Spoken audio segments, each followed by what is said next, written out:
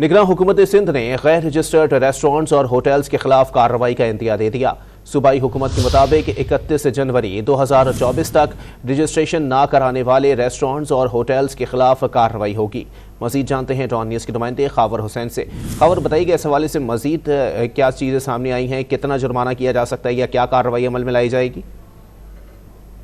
हुकूमत ने गैर रजिस्टर्ड रेस्टोरेंट्स और होटल्स को रजिस्ट्रेशन के लिए 31 जनवरी 2024 का अल्टीमेटम दे दिया है।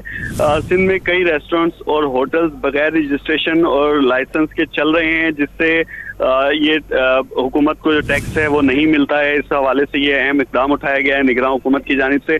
और Pakistan hotels and restaurant act 1967 के सेक्शन 5A के तहत खुद को रजिस्टर करवाने के लिए पाबंद किया गया है महकमा टूरिज्म सर्विसेज की जानिब से। और उन्होंने कहा है कि रजिस्टर न कराने वालों के खिलाफ कानूनी कार्रवाई की जाएगी। इनके होटल्स को सील भी किया जा सकता है। जी, बहुत शुक्रिया खबर हुसैन अपडेट करने के लिए।